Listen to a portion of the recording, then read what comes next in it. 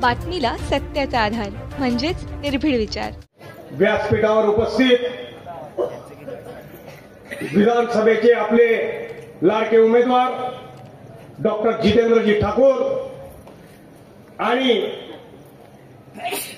नुकत्याच झालेल्या लोकसभा निवडणुकीत ज्यांनी खऱ्या अर्थाने बंगल्याला स्वतःची जागा दाखवली ते सर्व स्वाभिमानी आदिवासी मतदार बंधू भगिनींनो, ज्या वेळेला शिरपूर तालुक्याचा इतिहास बघितला जातो, वाचला जातो आणि ऐकला जातो, त्यावेळेला शिरपूर तालुक्यातून सगळ्यात पहिलं ग्रामीण भागातलं नाव समोर येतं आणि ते नाव म्हणजे बोराडी गावाचं.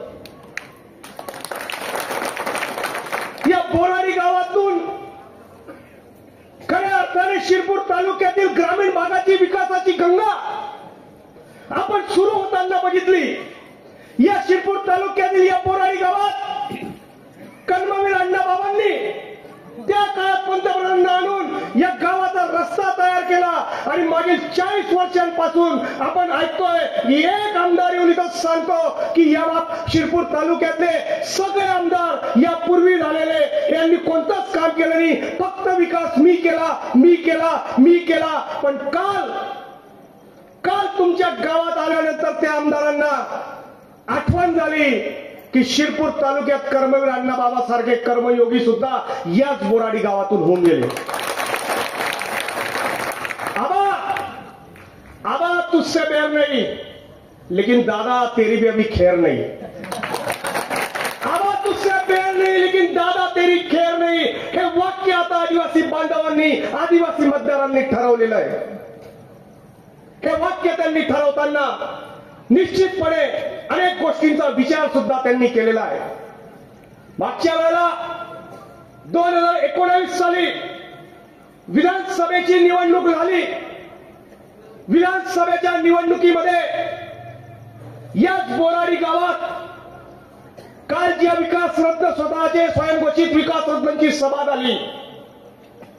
युट्यूब आणि फेसबुकचा जमाना आहे, प्रत्येकाच्या हातात मोबाईल आहे.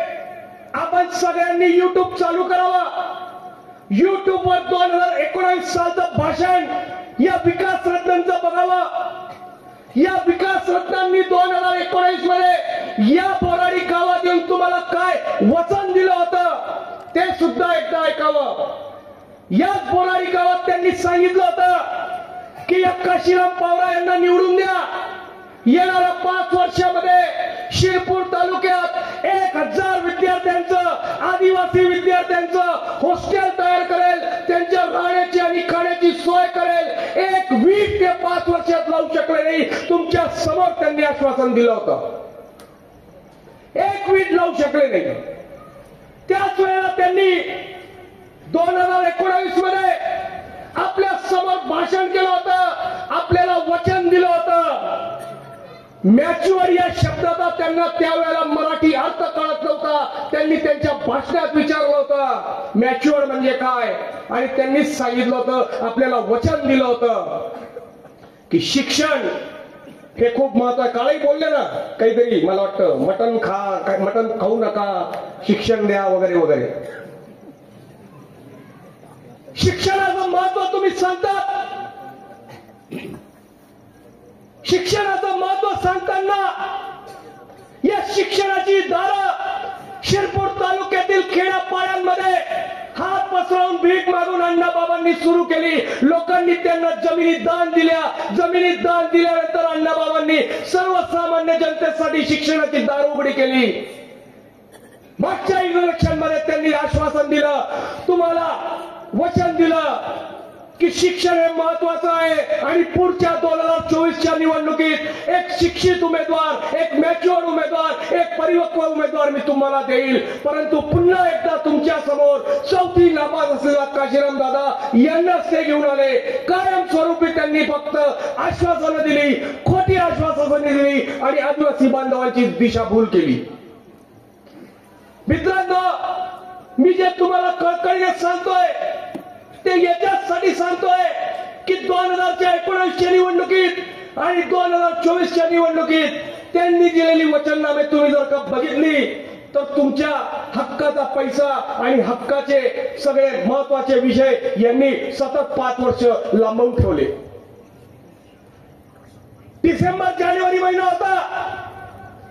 डिसेंबर जानेवारी महिन्यामध्ये आपल्या हक्काच्या आदिवासी विकास विभागामार्फत प्रत्येक आदिवासी ग्रामपंचायतीला टक्कर बाप्पा योजनेअंतर्गत निधी मंजूर झाला. हा निधी मंजूर झाल्यानंतर प्रत्येक आदिवासी गाव पाड्यांवर विकासाची कामं होणार होती. परंतु तिथल्या सरपंचांना विचारून, तिथल्या ग्रामपंचायतीच्या सदस्यांना विचारून हा निधी मंजूर झाला होता. हे आपल्या आमदारांना काही आवडलं नाही की 4 पैसे जर का आदिवासी भागामध्ये खर्च झाले, तिथल्या आदिवासींना सोयी सुविधा मिळाल्या, तिथला आदिवासी जर का शिक्षित झाला, तिथला आदिवासी जर का आपल्या हक्कांवर बोलायला लागला तर आपली सत्ता केंद्र हलून जातील. या भावनेतून त्यांनी जानेवारी 2024 मध्ये देवेंद्र फडणवीस साहेबांना पत्र लिहिलं आणि पत्र लिहून तुमचा हक्काचा जो टक्कर बाप्पा योजनेचा पैसा होता त्या पैशांवर यांनी स्थगिती आणली. या ग्रामीण भागातील, आदिवासी भागातील प्रत्येक गावावर त्यावेळेला अन्याय झाला. प्रत्येक गावाचा सरपंच आपल्या गावाच्या सरपंचांना सुद्धा विचारा की जिल्हा परिषदेमध्ये आपण किती वेळा निवेदन दिली. तुमचा हक्काचा पैसा तुम्हाला मिळू द्यायचा नाही.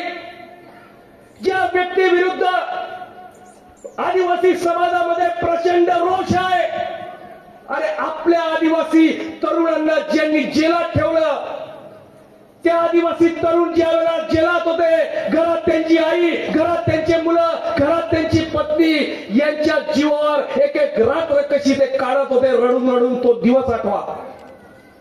त्यावेळेला तुम्हाला कळेल की कोणाला जेलात टाकल्यानंतर काय दुरावस्था त्या सर्वसामान्य गरीब माणसाची होते. परंतु नाही, या तालुक्यातल्या युवकांनी जर बंड केलं, या तालुक्यातले युवक जर का स्वतःच्या हक्कासाठी रस्त्यावर उतरायला लागले आणि या तालुक्यातील युवकांमध्ये आणि विशेषतः आदिवासी बांधवांमध्ये जर का संघटन मजबूत झालं तर आपल्या सत्ता केंद्राला धक्का लागेल आणि त्याच्यासाठी या सांगवी दंगलीच्या माध्यमातून या आदिवासी तरुणांवर गुन्हे दाखल करण्याचं षडयंत्र या बंगल्यावरून रचण्यात आलं. आज हे सांगतात की आम्ही ते गुन्हे मागे घेऊ, मागे घेण्यासाठी शासनाकडे पाठपुरावा करू. मागची 1 वर्ष झाले या तरुणांवर गुन्हे दाखल झाले. लोकसभा निवडणुकीत आपण सगळ्या आदिवासी बांधवांनी यांना धडा शिकवला. यांच्या लक्षात आलं की खूप वेळापर्यंत आपण यांचा आवाज दाबून ठेवू शकत नाही. हळूहळू करून यांचे जामीन झाले.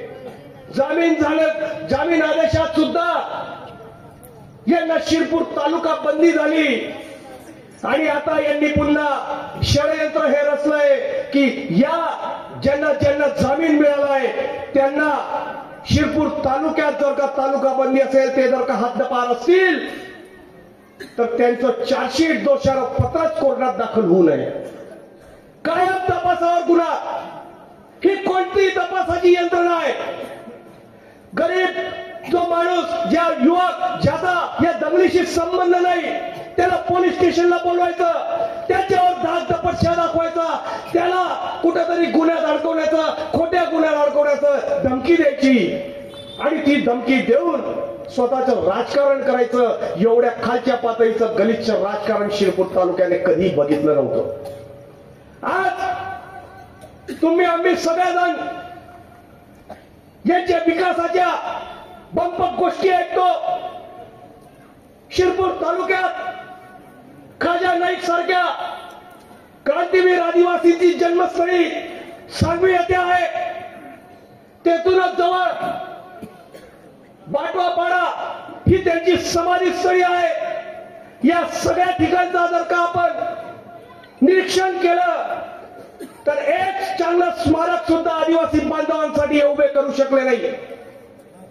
25 ते 30 इमारती एकट्या शिरपूर शहरात या पटेलांनी स्वतःच्या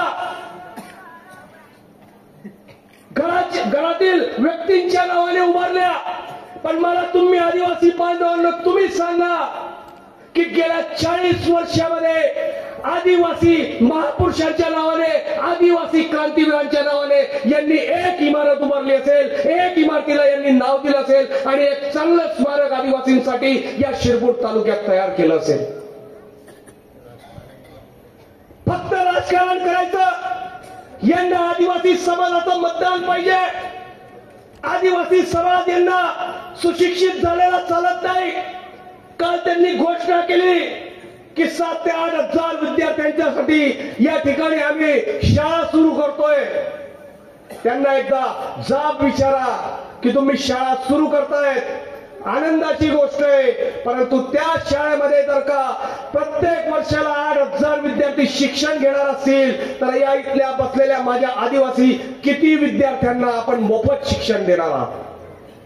तुम्हाला मला सर्वसामान्यांना जिल्हा परिषदेमार्फत मोफत शिक्षणाची व्यवस्था असताना ते मोफत शिक्षण चांगल्या पद्धतीने मिळू नये, या जिल्हा परिषदेच्या शाळांची दुरावस्था व्हावी, या जिल्हा परिषदेच्या शाळेत चांगले शिक्षक नियुक्त होऊ नये, याच्यासाठी हे प्रयत्न करून स्वतःचे खिसे भरण्यासाठी स्वतःच्या शिक्षण संस्था आपल्या गावापर्यंत आणण्याच्या गोष्टी करतात.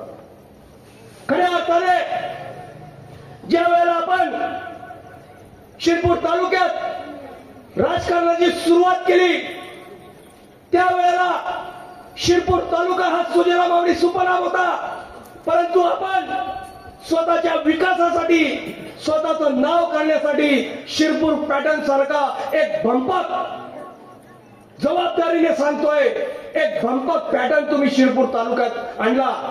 त्याचा गाजावाजा केला. त्याचा गाजावाजा केल्यानंतर मागच्या इलेक्शनमध्ये त्यांनी आपल्याला आश्वासन दिलं होतं की करवंद जॅकवेलचं पाणी उचलेल, अनेर धरणाचं पाणी उचलून करवंद जॅकवेल पर्यंत आणेल आणि करवंद जॅकवेल मधून बोराडी परिसरापर्यंत ते पाणी आणेल.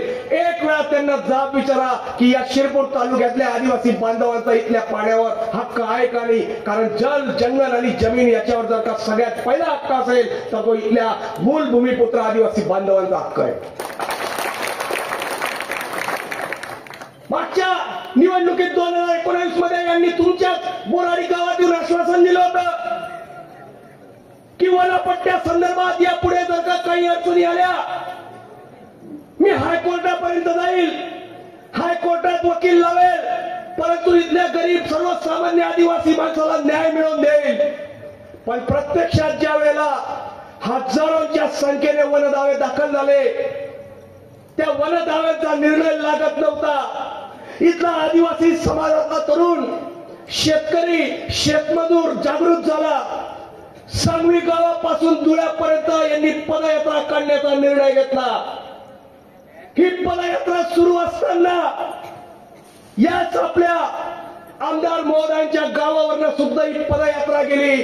अरे माझ्या तालुक्यातले शेकडो आदिवासी बांधव पायी पायी चालत होते, त्यांच्या पायांना फोड येत होते, त्यांच्या खाण्याची व्यवस्था आहे का नाही, त्यांच्यासाठी काही सोय सुविधा आहे का नाही, ते तर सोडा, साधं पिण्याचं पाणी सुद्धा या सुळे गावात आपल्याला विचारण्यात आलं नाही. इतकी दुरावस्था यांनी आपल्या सगळ्यांची केली आहे.